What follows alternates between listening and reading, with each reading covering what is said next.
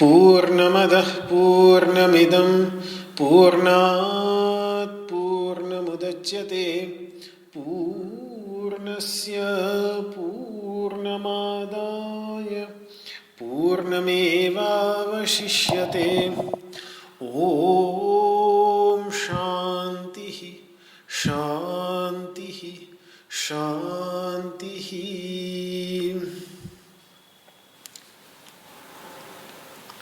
वसुदेवसुतं देवं कंसचाणूरमर्दनं देवकी परमानन्दं कृष्णं वन्दे जगद्गुरुम्। सर्वोपनिषदो गावो दोग्धा गोपालनन्दनः पार्थो वत्सः सुधीर्भोक्ता दुग्धं गीतामृतं महत्। न कामयेऽहं गतिमीश्वरात् पराम् अष्टर्धियुक्तां पुनर्भवं वा आर्तिं प्रपद्येऽखिलदेहभाजाम् अन्तःस्थितो येन भवन्त्यदुःखाः।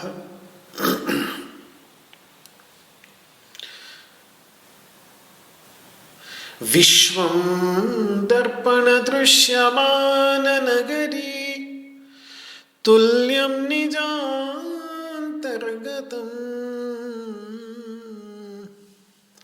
पश्यन्नात्मनि मायया बहिरिवोद् भूतं यथा निद्रया। यः साक्षात् कुरुते प्रबोधसमये स्वात्मानमेवाद्वयम् तस्मै श्रीगुरुमूर्तये नमः इदं श्रीदक्षिणामूर्तये। ॐ शान्तिः शान्तिः शान्तिः।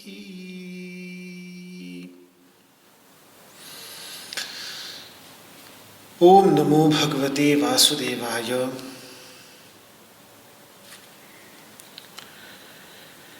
श्रीमद् भगवद गीता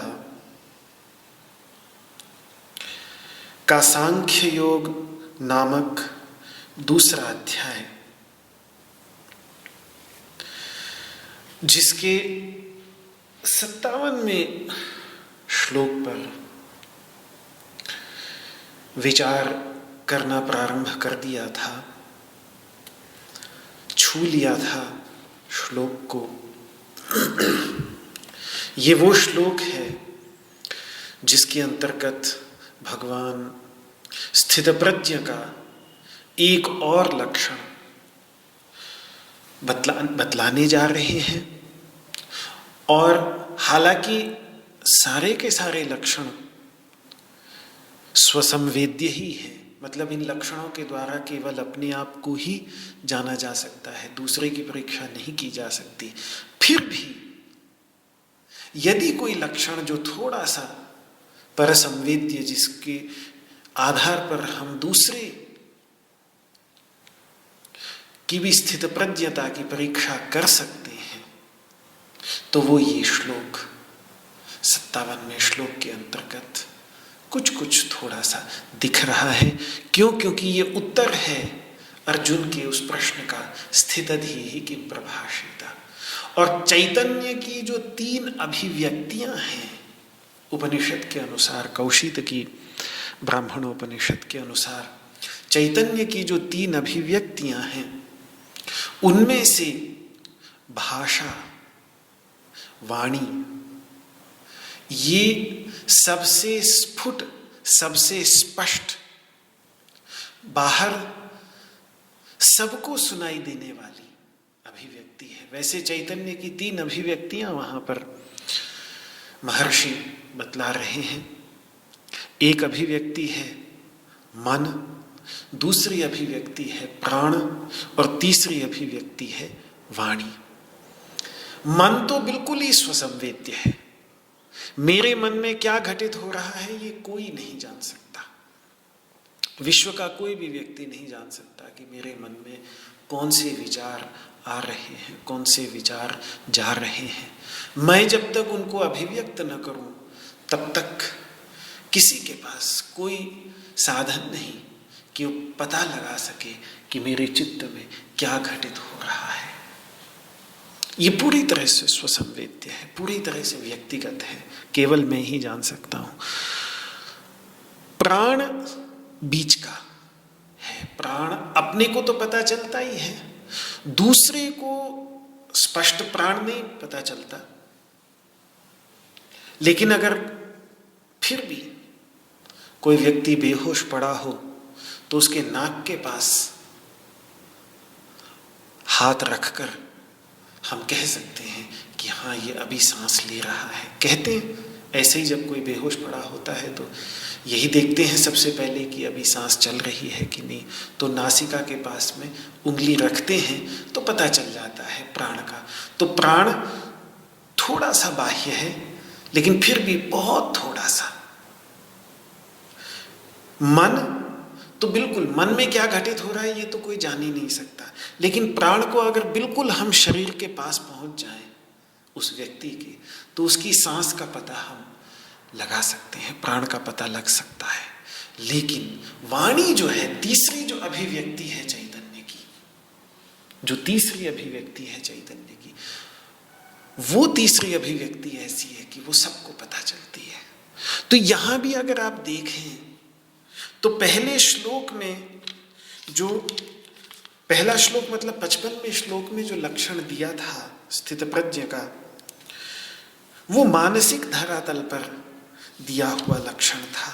वो ऐसा लक्षण था जो बिल्कुल स्थित प्रज्ञ व्यक्ति स्वयं ही उस लक्षण के आधार पर अपने को पहचान सकता है, दूसरा कोई पहचान नहीं सकता। 56वें श्लोक का लक्षण थोड़ा सा प्राण की तरह था कि शायद थोड़ा सा अंदाजा कि हाँ भाई, कोई दुख में उद्विग्न मन वाला नहीं हो रहा है, सुख में उसकी स्पृहा नहीं बढ़ रही है, राग नहीं बढ़ रहा है, तो जरूर कहीं ना कहीं ये स्थित प्रज्ञ होना चाहिए। तो जैसे नाक के ऊपर बिल्कुल पास हाथ रख करके थोड़ा ध्यान से अगर हम रुकें, परीक्षा करें, तो पता चल जाएगा कि अभी इस व्यक्ति में प्राण रूपी चैतन्य की अभिव्यक्ति है या नहीं। दूसरे भी व्यक्ति को पता चल सकता है, पर बहुत ध्यान से देखना पड़ेगा, उसको मन शांत करके देखना पड़ेगा। लेकिन वाणी रूपी जो तीसरी अभिव्यक्ति है चैतन्य की, वो ऐसी है कि वो आसपास सभी को सुनाई पड़ती है। फिर मन में क्या घटित हो रहा है, चैतन्य में क्या घटित हो रहा है, वाणी जब उसको अभिव्यक्त करती है तो सब लोगों को तुरंत बिना किसी दिक्कत के, दूर बैठे भी पता चल जाता है। ये कुछ जो तीसरा श्लोक यानी 57वां श्लोक है, इसमें जो भगवान अभिव्यक्त कर रहे हैं स्थित प्रज्ञ का लक्षण, किम प्रभाषित के धरातल पर, वाणी के धरातल पर, वो सबसे अभिव्यक्त, सबसे अधिक स्पष्ट लक्षण है जो बाहर से भी पहचाना जा सकता है कि ये किस तरीके से बात कर रहा है, कैसे बात कर रहा है। तो इस पर विचार करना है। इस श्लोक का उच्चारण कर लें जिससे ये एक बार दोबारा हमारे मन में बैठ जाए, जिससे फिर उस पर विचार कर सके। तो दूसरे अध्याय का 57वां श्लोक। यह सर्वत्रानभिस्नेहः तत्तत्प्राप्य शुभाशुभम् नाभिनन्दति न द्वेष्टि तस्य प्रज्ञा प्रतिष्ठिता। यः सर्वत्रानभिस्नेहः तत्तत्प्राप्य शुभाशुभम् नाभिनन्दति न द्वेष्टि तस्य प्रज्ञा प्रतिष्ठिता। यः सर्वत्रानभिस्नेहः तत्तत्प्राप्य शुभाशुभम् नाभिनन्दति न द्वेष्टि तस्य प्रज्ञा प्रतिष्ठिता।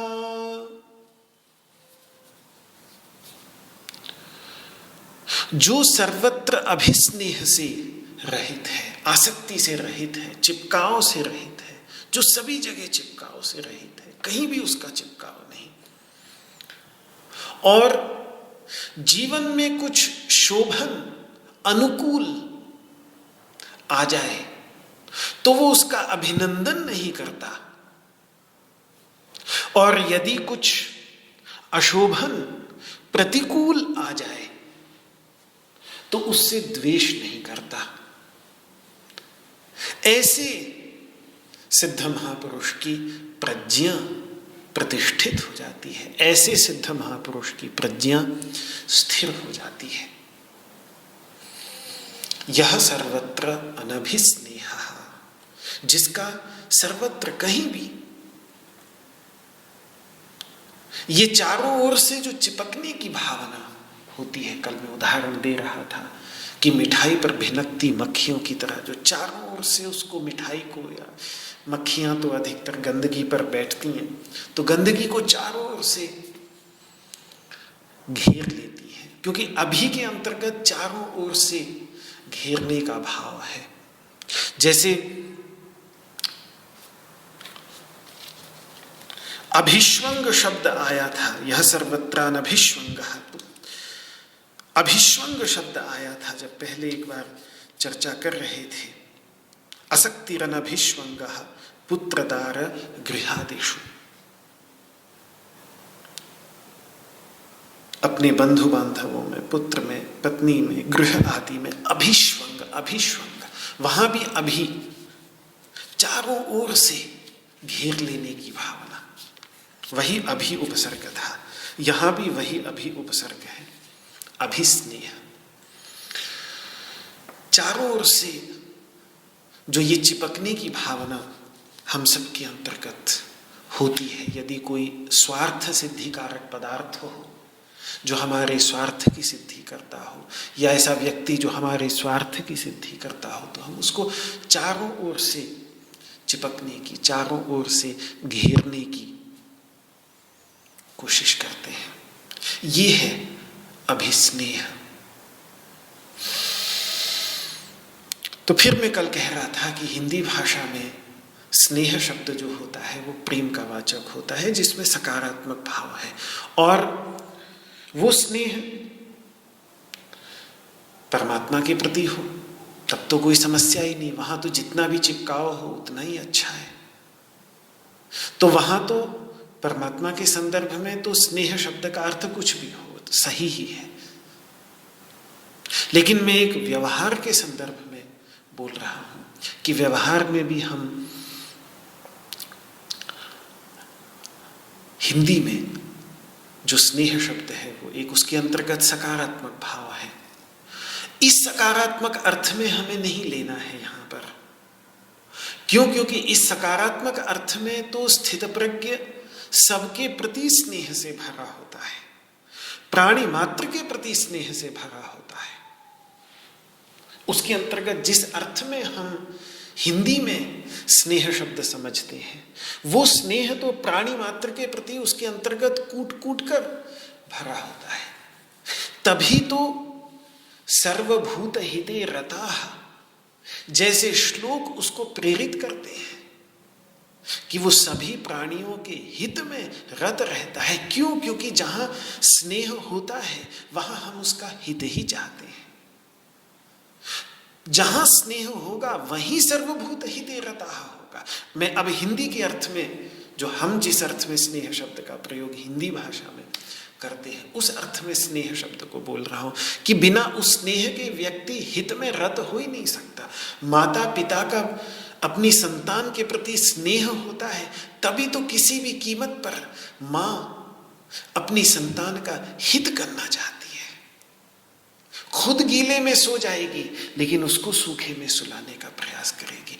खुद भूखी रह जाएगी लेकिन उसका पेट भरेगी। क्यों? क्योंकि स्नेह है उसके अंतर्गत, वो लगी ही रहती है। जन्म देने से लेकर जब तक बच्चे अपने पैरों पर खड़े नहीं हो जाते और उसके बाद भी वो सब कुछ करती है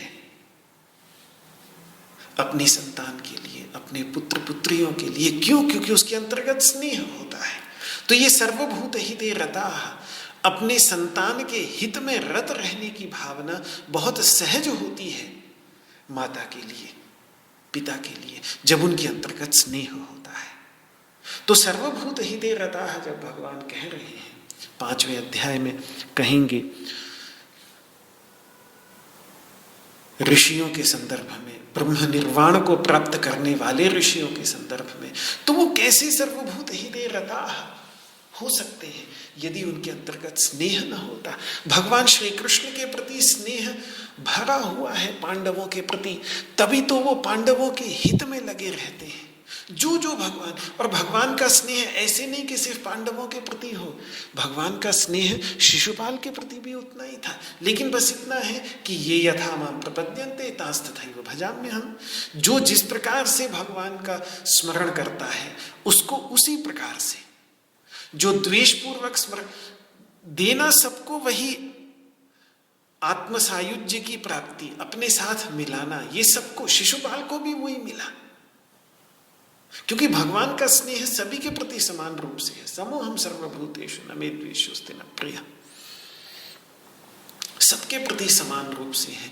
वो अपने स्वरूप की प्राप्ति सभी को कराते हैं, अपने द्वेषियों तक को भी। उनसे कोई द्वेष, प्रेम नहीं कर सकता तो द्वेष ही करके देखे। तो यही तो बात शुकदेव जी कहते हैं वहां भागवत के अंतर्गत, द्विषन्नपि ऋषिकेशम। जब द्वेष करके भी शिशुपाल सिद्धि को प्राप्त हो गया, द्वेष करके भी, तो द्वेष भी करना हो तो उसी से करे, उन्हीं से करे। लेकिन जहां स्नेह होता है, भगवान के अंतर्गत स्नेह है पांडवों के प्रति, तभी तो भागे भागे आते हैं, तभी तो उनके लिए सब कुछ। जब जब पांडवों के ऊपर दिक्कत आती है, पांडवों के ऊपर कोई समस्या आती है, तो कृष्ण द्वारका छोड़कर, सब कुछ छोड़कर आकर खड़े हो जाते हैं। क्यों? क्योंकि उनके अंतर्गत स्नेह है, इसीलिए।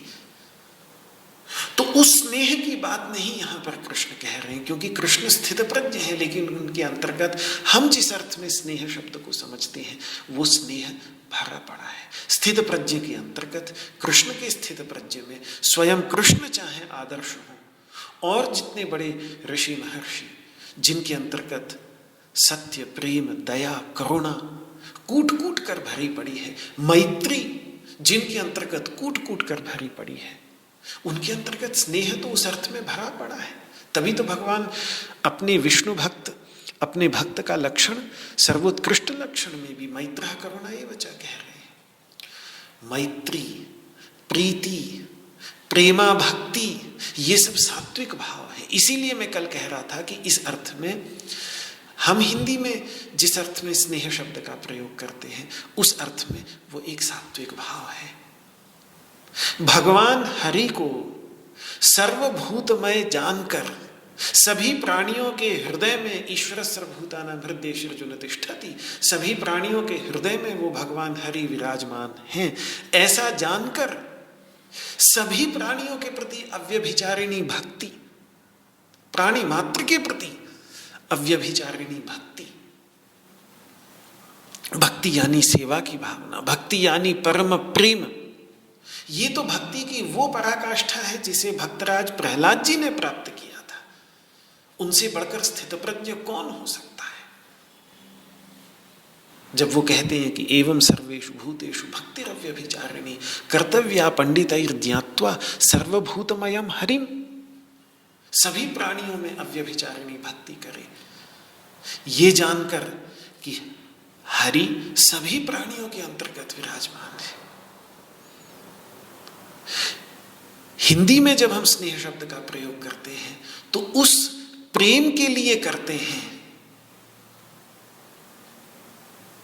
जो अद्वैत में जिसे आनंद कहते हैं, अद्वैत में जिसे ब्रह्मानंद कहते हैं, वही द्वैत के रूप में प्रेम के, वही द्वैत में प्रेम के रूप में अभिव्यक्त होता है। उस प्रेम के लिए यदि हम स्नेह शब्द का प्रयोग कर रहे हैं तो वो स्नेह तो स्थित प्रज्ञ के अंतर्गत कूट कूट कर भरा पड़ा है। यही तो संत की परिभाषा गोस्वामी तुलसीदास जी ने की है कि कवि कहना चाहते थे कि संत हृदय नवनीत समाना, संत का हृदय नवनीत के समान है, लेकिन फिर भी कह नहीं पाए, क्योंकि नवनीत तो खुद को गर्मी लगने से, खुद को ताप लगने से पिघलता है। संत का हृदय तो दूसरों को ताप लगने से पिघलता है, अपने को ताप लगने से नहीं पिघलता, दूसरों को ताप लगने से पिघलता है। तो कितना स्नेह भरा होगा उस संत के हृदय में जो दूसरों के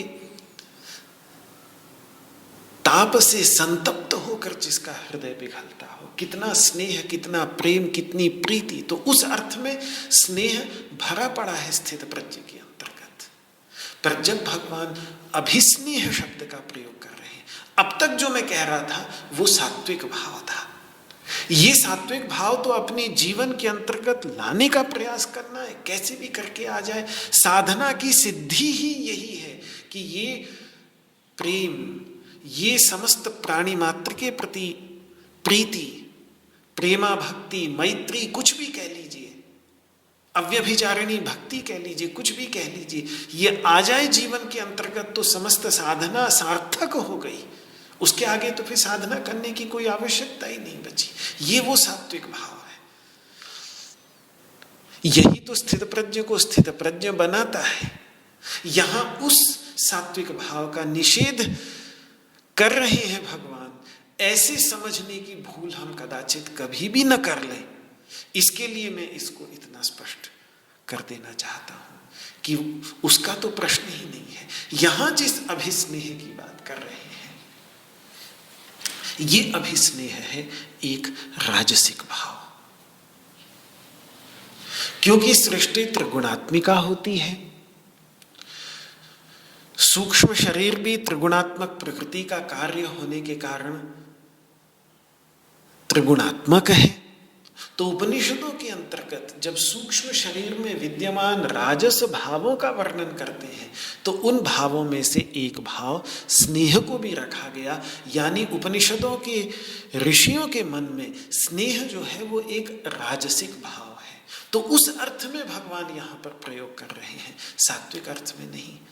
और देखिए उस लिस्ट में और क्या क्या है। मैत्री उपनिषद का जो मंत्र है, दूसरे या तीसरे अध्याय का अंतिम मंत्र है, वो पहले तामसिक भावों का, सूक्ष्म शरीर के तामसिक भावों का निरूपण किया, उसके बाद राजसिक भाव का निरूपण।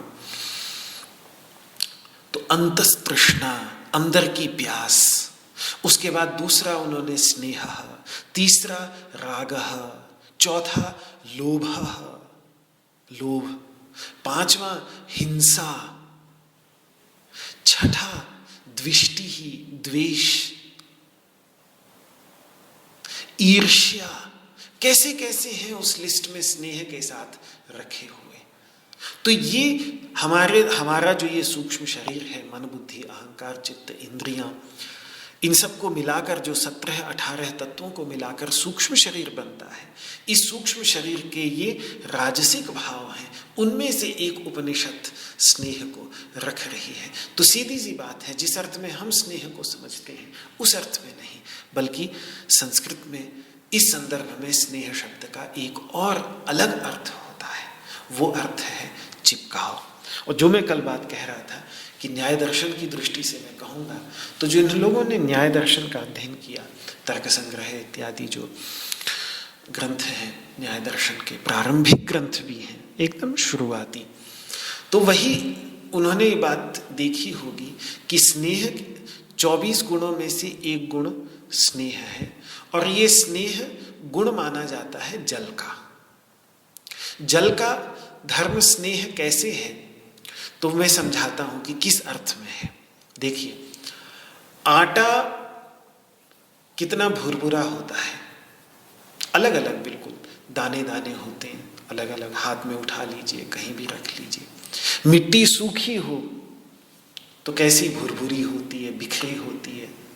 बालू चले जाएं समुद्र तट पे, गंगा के तट पे, बालू जो है बिल्कुल भुरभुरी, अलग अलग। लेकिन जैसे ही वो गीली हो जाती है, जैसे ही उसको पानी में सान देते हैं, आटे को पानी में सान दीजिए, मिट्टी को पानी में सान दीजिए, बालू को पानी में सान दीजिए, तो कैसा एक दूसरे को चिपक के पकड़ लेता है कि फिर आप उसका आटे की पूड़ी बनने लग जाती है। आप उसको बेल सकते हैं, उसकी रोटी बना सकते हैं, उसकी पूड़ी बना सकते हैं, उसका पराठा बना सकते हैं, जिस भी स्वरूप में। वो छोड़ेगा नहीं एक दूसरे को, बल्कि चिपका ही रहेगा बिल्कुल। आप कितना भी उसको बेलन के नीचे दबाइए, पतला कीजिए, वो छोड़ेगा नहीं, वो चिपका रहेगा।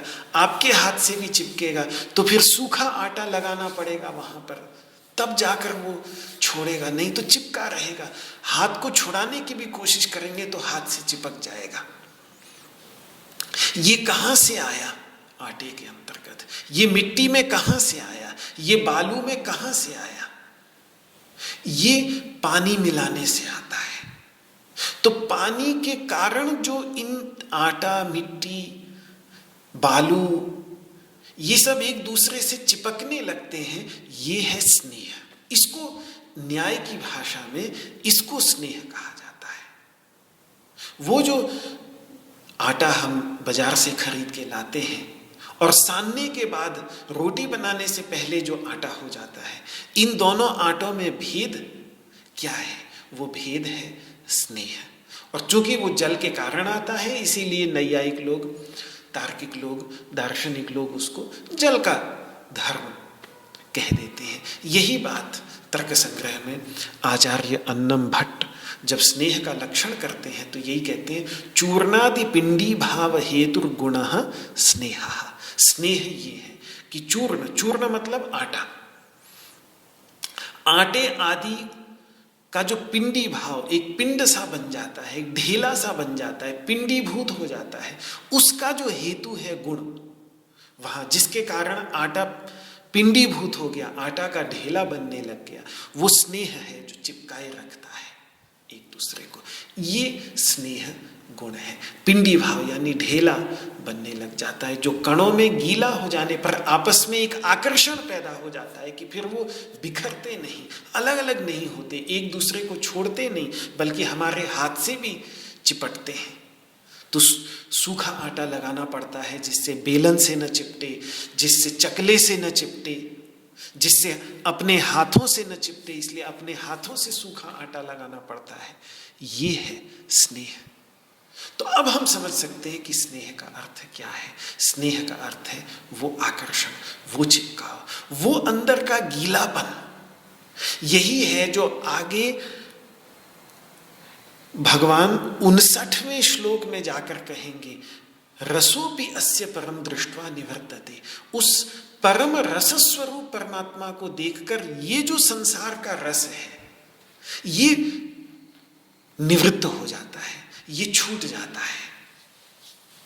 संसार का रस वो है जिसके कारण ये स्नेह, जैसे पानी मिला दीजिए आटे में तो आटा चिपकने लगता है, इसी प्रकार से जब तक ये संसार का रस हमारे अंतर्गत हो, जब तक इस सांसारिक रस से हम सिक्त हों, तो हमारे अंतर्गत भी वो चिपकाव रहेगा। हम भी उस आटे के कणों की तरह चिपके रहेंगे। इतना चिपकाव होगा, वो चिपकाव पैदा हो जाता है कि फिर अलग करना मुश्किल हो जाता है। दूसरा उदाहरण हम दे सकते हैं कटहल के दूध का, क्योंकि ये है स्नेह।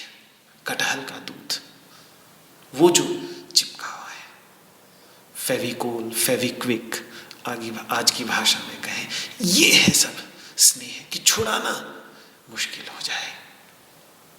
तो इस अर्थ में भगवान अभिस्नेह शब्द का प्रयोग यहां पर कर रहे हैं। अर्थात अनभिस्नेह का सरल शब्दों में अर्थ कहें तो असंग भावना, कि जो असंग भावना, जिसकी असंग भावना है, कुल मिलाकर चित्त की आसक्ति से जो रहित है कहीं भी। और इस स्नेह पर इतना जोर इसलिए दे रहे हैं कि ये स्नेह ही समस्या की जड़ है। ये स्नेह तो सांसारिक प्रेम तक का दम घोंट देता है, सांसारिक प्रेम तक का। कभी कभी बचपन में कितने बार हम बातें करते थे अपने मित्रों के साथ फिल्म देख करके, तो कहते थे कि विवाह पे जाके फिल्में क्यों बंद हो जाती हैं क्योंकि उसके बाद प्रेम का दम घुट जाता है। क्योंकि फिर वो जो एक वहां जो एक दूसरे से चिपकाओ कि फिर बिल्कुल एक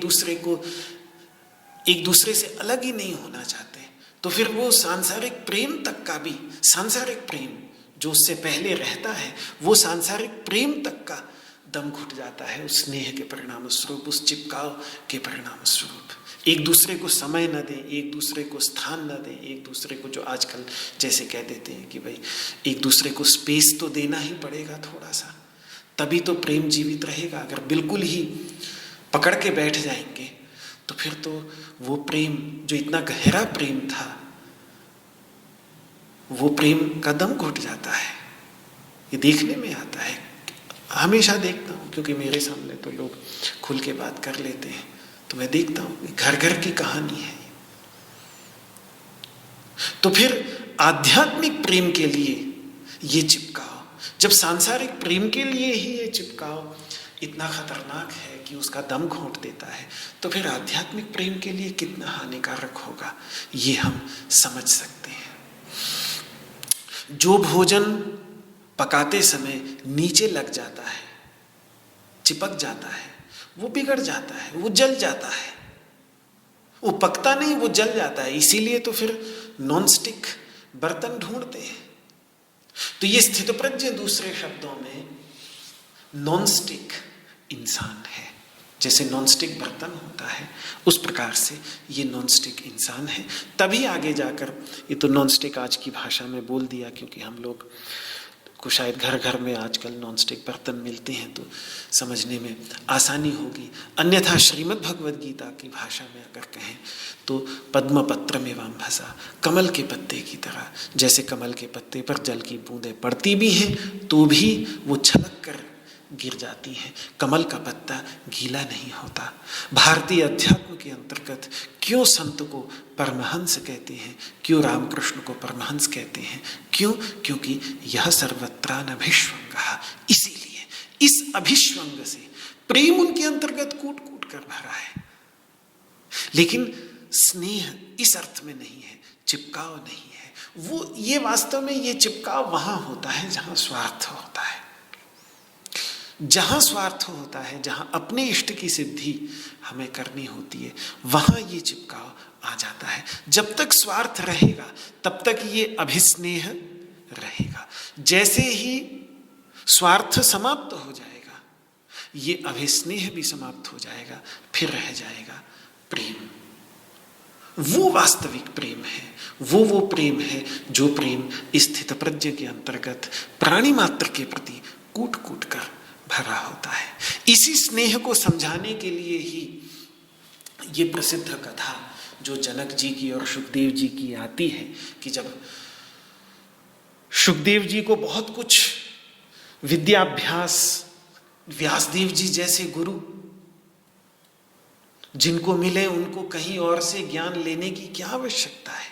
जो वेद व्यास स्वयं चारों वेदों का जिन्होंने विस्तार किया और फिर 18 पुराण लिखे, महाभारत लिखे, मुझे लगता है भारतीय शास्त्रीय इतिहास में इससे बड़ा व्यक्तित्व तो कोई हुआ ही नहीं होगा वेद व्यास जी से, जिन्होंने महाभारत, गीता, भागवत, ब्रह्मसूत्र ये सब तो लिखे ही।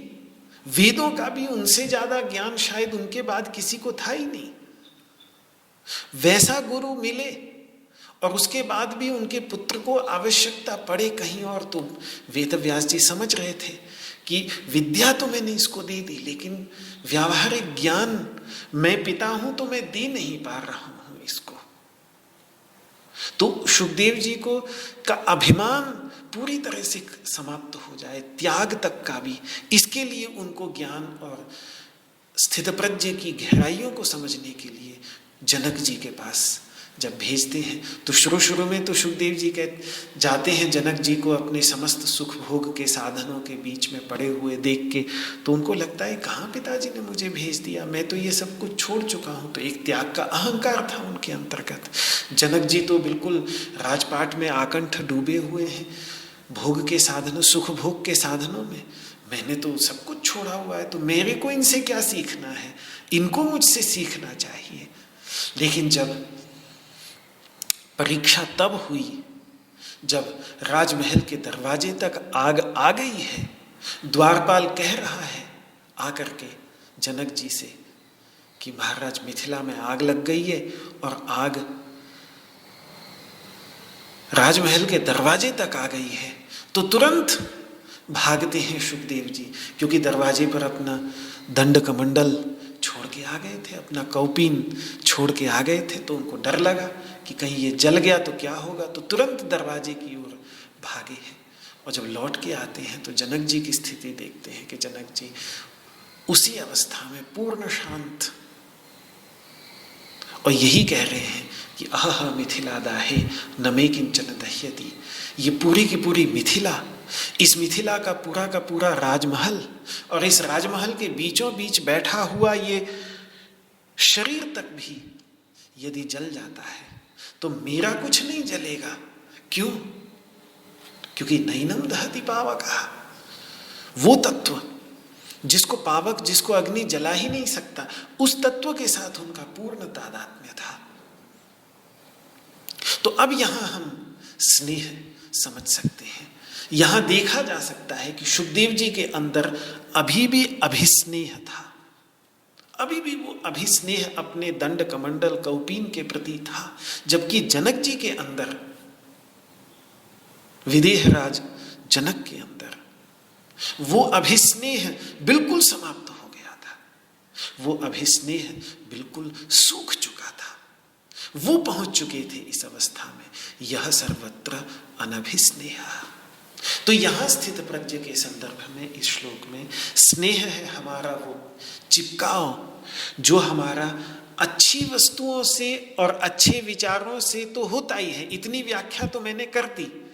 एक चिपकाव और भी है जो हमारा बुरी वस्तुओं से और बुरे विचारों से होता है। जो हम इनसे चिपके रहते हैं तो इनके बारे में हम सोचते रहते हैं, कुछ अच्छा मिल जाए तो उसके बारे में तो सोचते रहते ही हैं कि ये मुझे मिलता ही रहे, मेरे से कभी अलग न हो इत्यादि। ये तो स्नेह है ही।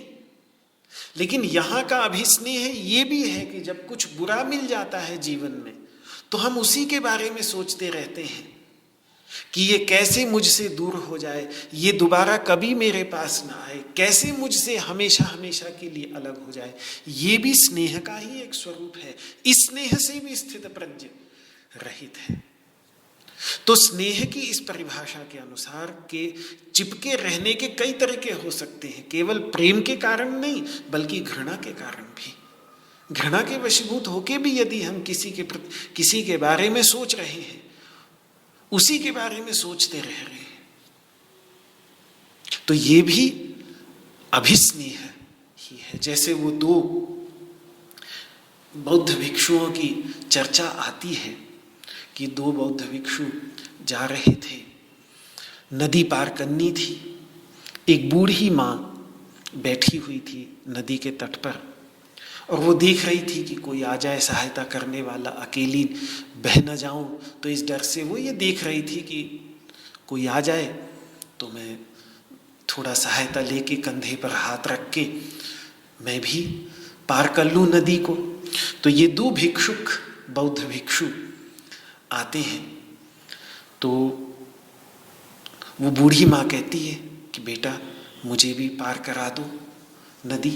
तो एक बौद्ध भिक्षु बोलता है कि मैंने तो भिक्षाचर्या ली है, मैंने तो व्रत लिया है कि मैं किसी भी नारी का स्पर्श नहीं कर सकता, तो मुझे क्षमा करें माता, मैं आपका स्पर्श नहीं कर सकता, तो इसलिए मैं आपको पार नहीं। दूसरा जो भिक्षुक था उसने कहा माता जी कोई बात नहीं, लाइए मैं आपको उठा लेता हूँ, और उसको उस माता को उसने अपने पीठ पर ही बैठा लिया और नदी पार करा दी, और पार करा के वो आगे बढ़ गए।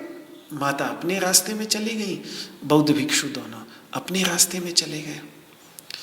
बहुत किलोमीटर आगे जाने के बाद जिसने उठाया वो बड़ा था, जिसने मना करा कि मैंने तो ये व्रत लिया है कि मैं नारी का स्पर्श नहीं करूंगा, वो छोटा था, वो एक किस्म से उसका शिष्य था, और जिसने स्पर्श कर लिया, जिसने उठा लिया, वो एक किस्म से बड़ा गुरु भाई था, गुरु के समान था। तो पूरे दिन चलने के बाद बहुत किलोमीटर दूर निकल जाने, कई घंटे निकल गए, तो जो बड़ा गुरु भाई है वो छोटे गुरु भाई से बोलता है बड़े चुप चुप से हो, क्या बात है, कुछ बोलते क्यों नहीं। तो छोटा गुरु भाई बोलता है मैं बस ये सोच रहा हूँ कि मैंने तो अपने भिक्षु धर्म की मर्यादा रखते हुए मैंने मना किया, आपने कैसे उठा लिया, आप तो मेरे से बड़े हैं, आपने कैसे उठा लिया। तब फिर वो कहते हैं मैंने वहीं उठाया और वहीं छोड़ दिया, तुम तो अभी भी उसको अपने साथ लेके चल रहे हो, तुमने तो अभी भी उसको उठाया हुआ है।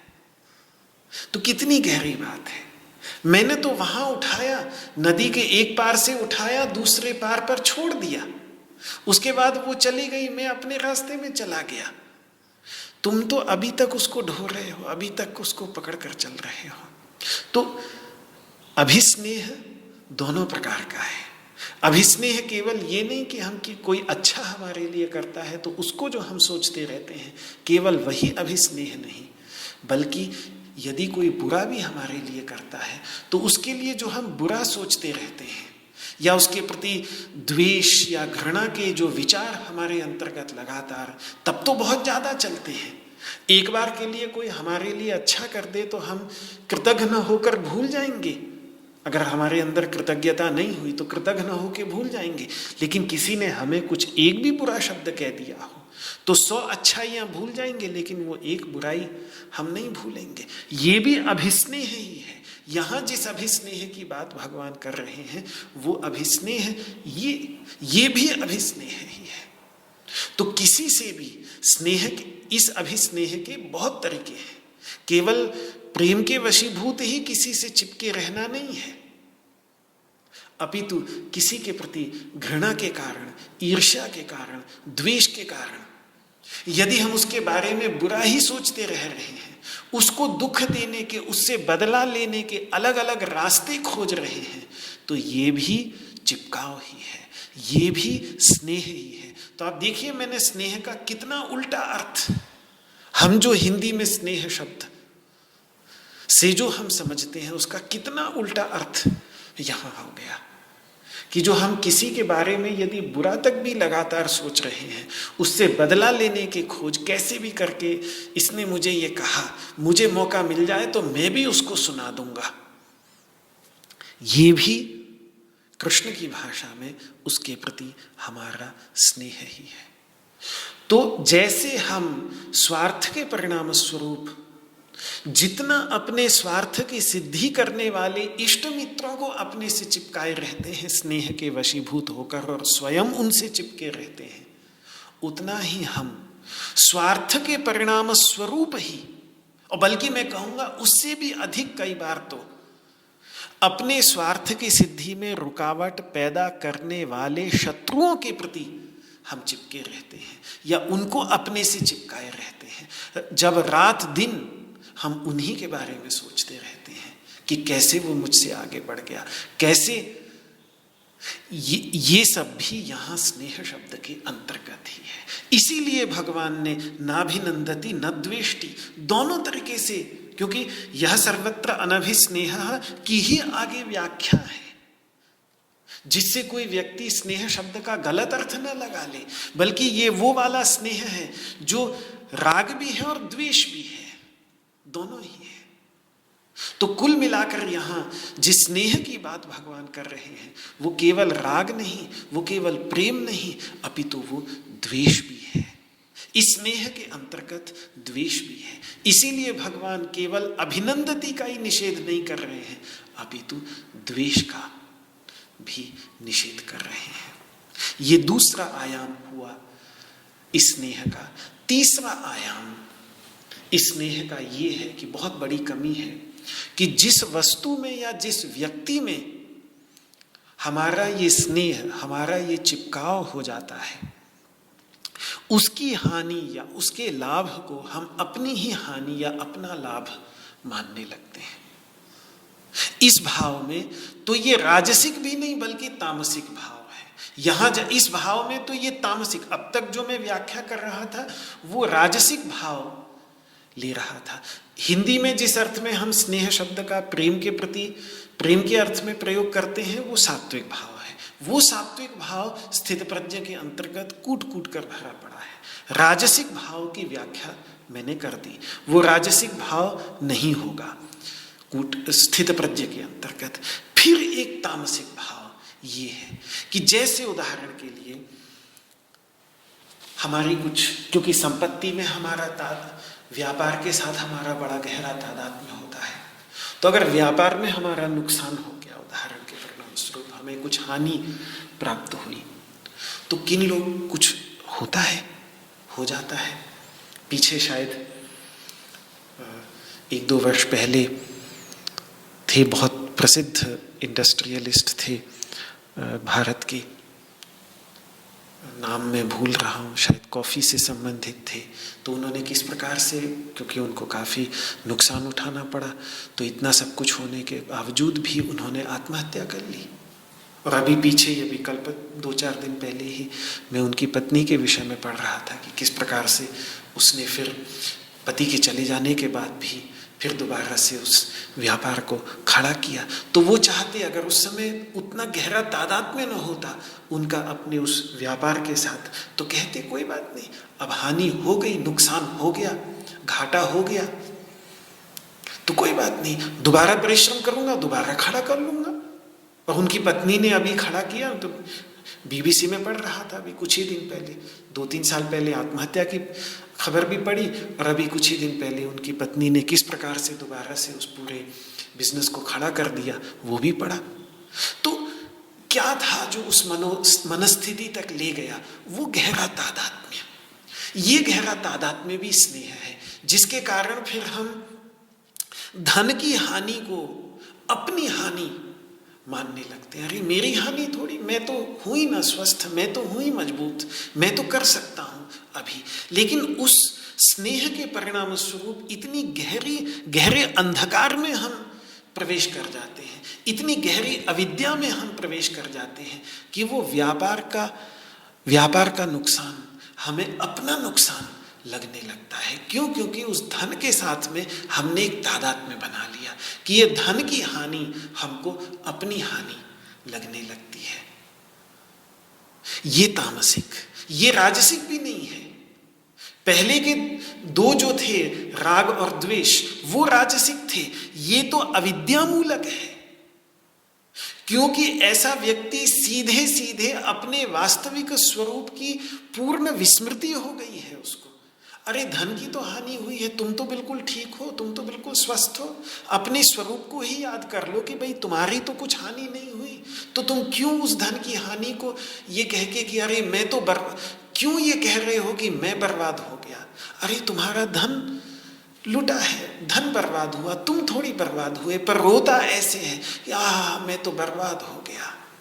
अपने ऊपर क्यों? क्योंकि अपने वास्तविक स्वरूप को बिल्कुल भूल गया है, और वो धन जो उससे अलग है उस अलगाव को पूरी तरह से भूल गया है, विवेक बिल्कुल समाप्त हो गया है उसका। ये अविद्या मूलक है, ये तमो मूलक है। इसलिए इस अर्थ में स्नेह राजसिक वृत्ति भी नहीं बल्कि तामसिक वृत्ति है। तो स्नेह का एक आयाम ये भी है। तो तीन प्रकार के स्नेह हुए। एक स्नेह वो जो हमें सुख देते हैं, उनसे जो हम चिपके रहते हैं, इतना चिपके रहना कि बस मेरे साथ रहे, दूसरे को नजर भी उठाए, दूसरे से बात न करे, दूसरे की ओर देखे ना, कहीं जाए नहीं। पत्नी मेरे साथ है तो अपने मायके भी न जाए, यही उसको बिल्कुल। तो ये जो चिपकाव, जो प्रेम तक का भी, सांसारिक प्रेम तक का भी गला घोंट देता है, ये पहले प्रकार का स्नेह। दूसरे प्रकार का स्नेह वो हुआ जिसमें हम द्वेष के वशीभूत होकर अपने शत्रुओं को अपने से चिपकाए रहते हैं और उन्हीं का ही चिंतन करते रहते हैं। ये स्नेह का दूसरा आयाम है कि किसी ने हमको अपशब्द कह दिया, फिर हम यही सोचते रहते हैं कि उसने मुझे ऐसा कह दिया, उसने मुझे ऐसा कह दिया, उसने मुझे ऐसा कह दिया, रात दिन यही सोचता रहे व्यक्ति। तो ये स्नेह का दूसरा आयाम है। ये दो, पहला और दूसरा आयाम जो है ये राजसिक है, और तीसरा आयाम जो है स्नेह का तामसिक, वो ये है कि जब हम अपनी संपत्ति को के साथ इतना तादात्म्य कर लेते हैं कि वो बर्बाद होने पर हम अपने को बर्बाद मानने लगते हैं। मैं तो लुट गया, मैं तो बर्बाद हो गया, ऐसा कहने लगते हैं। ये स्नेह का तीसरा आयाम है। इन तीनों आयाम, स्नेह के इन तीनों आयामों से ये स्थित प्रज्ञ पूरी तरह से मुक्त होता है, रहित होता है। एकमात्र आयाम यदि है तो वो चौथा आयाम जो प्राणी मात्र के हृदय में विद्यमान परमात्मा के प्रति परम प्रेम, परम प्रीति, वो सात्विक स्नेह उसके अंतर्गत कूट कूट कर भरा होता है। तो उस सात्विक स्नेह के लिए इसीलिए भगवान ने अभी शब्द वहां पर जोड़ दिया है चारों तरफ से। उसके अंतर्गत चिपकाव नहीं होगा, उसमें प्रेम होगा, लेकिन प्रेम के साथ मुक्ति होगी। जब हम शुद्ध प्रेम करेंगे तो हम व्यक्ति को पूर्ण मुक्ति प्रदान, कोई आशा है ही नहीं, कोई स्वार्थ है नहीं, करो भैया जैसा तुम्हें करना है, वहां पूर्ण मुक्ति उसको देंगे। तो यह सर्वत्र अनभिस्नेह तत्तत् प्राप्य शुभाशुभम। अच्छा बुरा कुछ भी आ जाए जीवन में, और जीवन में आएगा, ज्ञान हो जाने के बाद भी स्थित प्रज्ञ के जीवन में भी अच्छा बुरा नहीं आएगा ऐसा नहीं है, क्योंकि बाधितानुवृत्ति, एक बाधितानुवृत्ति शब्द का प्रयोग अद्वैत वेदांत के आचार्य लोग करते हैं। सुनने में थोड़ा बड़ा शब्द लगता है, लेकिन ऐसा कुछ है नहीं, बहुत सरल सी बात है। कुछ भ्रम ऐसे होते हैं जो ज्ञान होते ही मिट जाते हैं। जैसे सांप में रस्सी दिखी, जैसे ही सांप नहीं है, ये नहीं, क्षमा करें, रस्सी में सांप दिखा और जैसे ही पता चला कि ये रस्सी है तो सांप दिखना बंद हो जाता है, उसके बाद सांप नहीं दिखता, रस्सी ही दिखती है। लेकिन मृग तृष्णिका के साथ ऐसा नहीं है। मृग तृष्णिका में आपको पता भी चल जाए कि ये असली पानी नहीं है, ये तो मृग तृष्णिका है, तो भी वो दिखती रहती है। संसार की मृग तृष्णिका, संसार का जो भ्रम है वो ऐसा है कि ये ज्ञान के द्वारा बाधित हो जाने के बाद भी जब तक प्रारब्ध रहेंगे तब तक ये अनुभव में आता रहेगा। ठीक उसी प्रकार से जैसे ज्ञान हो भी जाए कि भाई ये पानी इसमें है ही नहीं, ये तो नजरों का धोखा है, लेकिन उसके बावजूद जब तक सूर्य निकला हुआ है, जब तक रेगिस्तान की जमीन गर्म है और जब तक रेगिस्तान में खड़ा है व्यक्ति, तब तक मृग तृष्णिका उसको दिखती रहेगी, उसके पीछे भागेगा नहीं हिरण की तरह और भाग भाग करके मर नहीं जाएगा, लेकिन दिखना बंद नहीं होगा, दिखती रहेगी। ये संसार भी कुछ ऐसा ही है कि ज्ञान के द्वारा बाध हो भी जाए, इसके मिथ्यात्व का भान हो भी जाए, तो भी ये ऐसा नहीं कि तुरंत मिट जाता है, ये फिर भी दिखता रहता है। तो फिर उसमें जो अच्छा बुरा जीवन में आएगा, शुभाशुभ, वो आता रहेगा स्थित प्रज्ञ हो जाने के बाद भी। भगवान श्री कृष्ण के जीवन में भी आए, भगवान राम के जीवन में भी आए, कठिनाइयां सबके जीवन में आती हैं, और संतों के जीवन में तो शायद कभी ज्यादा ही आती है। रामकृष्ण परमहंस की स्थित प्रज्ञावस्था में क्या कमी थी, पर बाद में कैंसर आया। तो जब उसके जीवन में, उस स्थित प्रज्ञ के जीवन में ऐसे शुभ और अशुभ, शुभ से यहाँ पुण्य और पाप नहीं, बल्कि शुभ अशुभ यहाँ शोभन और अशोभन के अर्थ में है। शुभ मतलब शोभन, शोभन के दो अर्थ हैं, या तो प्रिय संयोग या अप्रिय के साथ वियोग।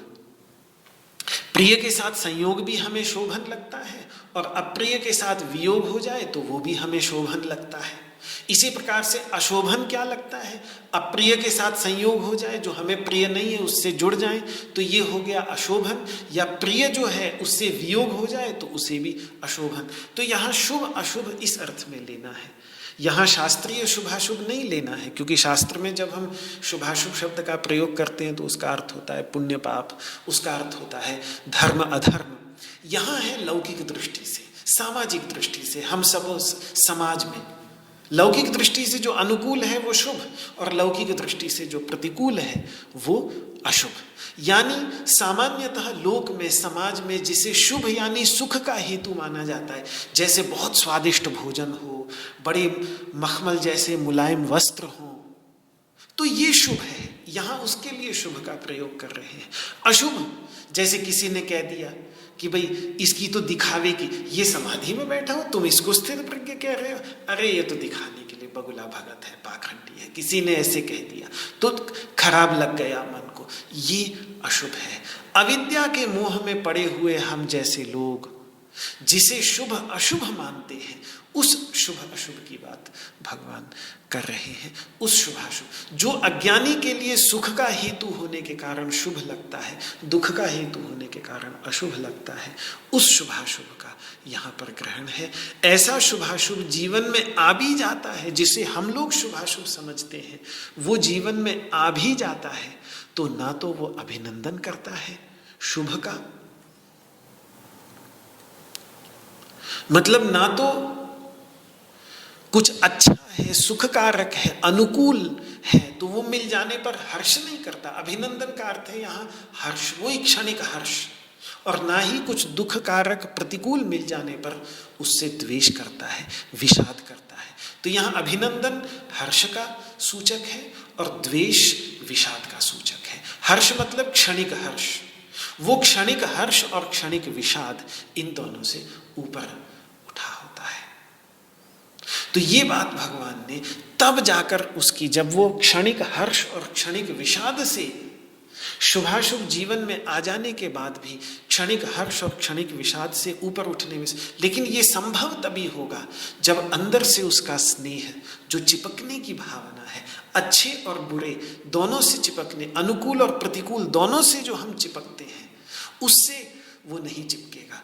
तामसिक जो स्नेह मैंने बतलाया कि वो अपने जो अपनी संपत्ति है उसके अंतर्गत मैं ही ये हूं, ऐसा उसके साथ तादात्म्य नहीं करता, तब वो व्यक्ति इस अभिनंदन से और इस द्वेष से, इस क्षणिक हर्ष से और क्षणिक विषाद से ऊपर उठ सकता है, अन्यथा संभव नहीं। तो ये बात भगवान ने इस श्लोक में कही। ये स्थित प्रज्ञ का लक्षण करने वाला तीसरा श्लोक था। अब अगले श्लोक के अंतर्गत भगवान बहुत सुंदर उदाहरण एक कूर्म का, एक कछुए का देंगे योगी को समझाने के लिए। बहुत ही सुंदर उदाहरण है। पर उस पर विचार कल आपके सामने प्रस्तुत करूंगा। आज इस वाक् पुष्पांजलि को भगवान श्री कृष्ण के श्री चरणों में समर्पित करता हूँ। ओ